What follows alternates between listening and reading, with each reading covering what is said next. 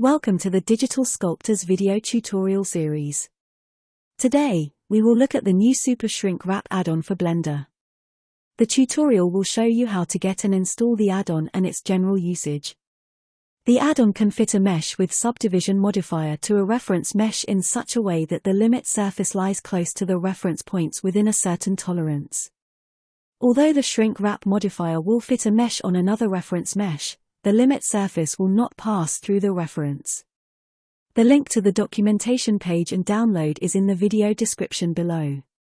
In this tutorial, we will use Blender 4.0.2. The add-on also supports older versions of Blender. The add-on is a zip file. Do not unzip the file. Open Blender. Go to Preferences, Add-on. Click on Install and point to the zip file.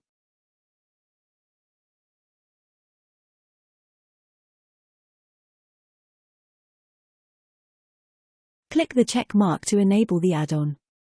A new side panel called Super Skrinkwrap is now enabled. The options are as follows. The first row shows the active object that is selected.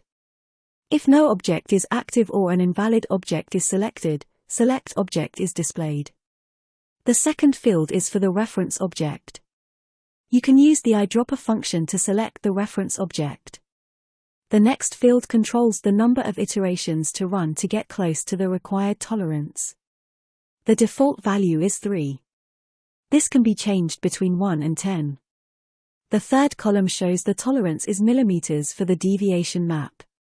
The default value is 2 millimeters. The next row displays the tolerance achieved. The button Fit Subdiv will fit the selected mesh with the subdivision modifier. It will add a subdivision modifier if not already applied. Additionally, a deviation map is displayed showing the deviation. Red color for positive and blue for negative deviation. The color green indicates areas within tolerance. Let's see how the add-on works.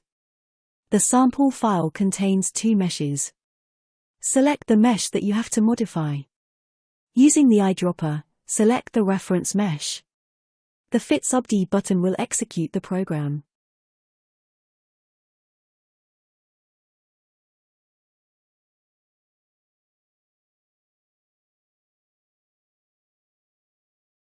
As you can see, the subdivision limit surface lies very close to the reference data.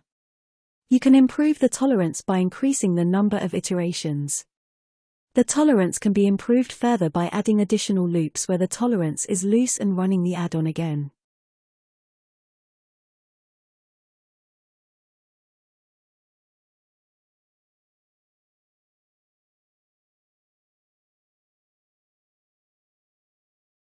I hope you have liked the tutorial. Please let me know your comments and suggestions below. Thank you for watching.